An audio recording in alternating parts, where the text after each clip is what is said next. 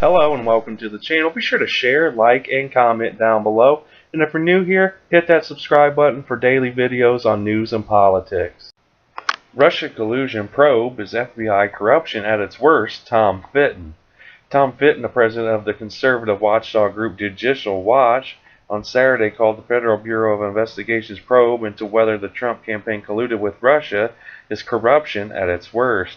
Speaking at the South Carolina Tea Party Coalition's 6th anniversary convention, Fitton said that the unelected bureaucracy in the Justice Department and the FBI, in some cases political appointees of the Obama administration, were breaking the rules to bring down a duly elected president and violating laws beyond what Richard Nixon ever contemplated.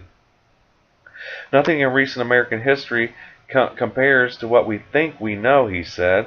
He said that the DOJ and FBI officials misused the ability to spy on foreign nations granted under the Foreign Intelligence Surveillance Act to spy on the political position and then leaked the classified results to generate a fake criminal investigation. It was part of the conspiracy of the Clinton campaign to target her political opponent, he added. Their goal was now to remove President Trump by indictment or impeachment, he said.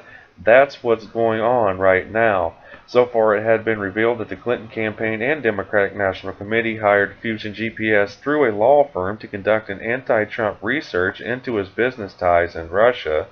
The research later became known as the Trump dossier. Fusion GPS co-founder Glenn Simpson in August claimed that the author of the dossier, ex-British spy Christopher Steele, was so alarmed by a ridiculous story he heard about Trump paying prostitutes during a trip to Moscow in 2013 to perform a golden showers, that he went to the FBI fearing the Russian could blackmail Trump.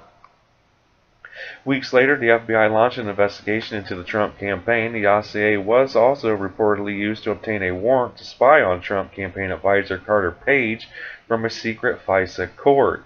It has also been revealed that during the campaign, the senior FBI officials Peter Strzok and Lisa Page, who had both worked on the Clinton email investigation and on the special counsel, exchanged hundreds of texts on how much they detested Trump and about an insurance policy in the case Trump won. Fitton said if the FBI has truly worried about the dossier revealed a blackmail situation with Trump, they would have gone to then candidate Trump to warn him and offer help. Instead, he said the dossier was used as an excuse to spy on him and his people, no doubt about that. Fitton, whose group's investigation into the 2012 Benghazi terrorist attack forced the revelation that Hillary Clinton used a private email server while Secretary of State, said though some officials who are still working at the DOJ and the FBI and even some Trump appointees were making it difficult for the group to obtain documents requested by the Freedom of Information Act.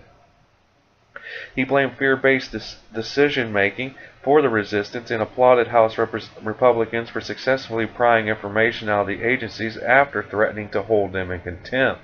The House Intelligence Committee in recent months ramped up pressure on the DOJ and FBI to unveil requested documents and interviews related to their handling of the dossier. The committee has put together a memo detailing their findings and is set to release it in the coming weeks. We're glad that Congress is finally taking some steps to force this information out, Fitton said. They had to threaten Trump's Justice Department and FBI with contempt to get these records. But he cautioned that even with the release of the memo, the fight for the truth would not be over. He expressed skepticism that the classified material summarized in the memo would be released, such as the FISA warrant used to get the warrant on Page. Now, one memo getting released isn't going to solve the problem. We have to be persistent, he said, but he added, we're winning and there's a lot more winning to be done.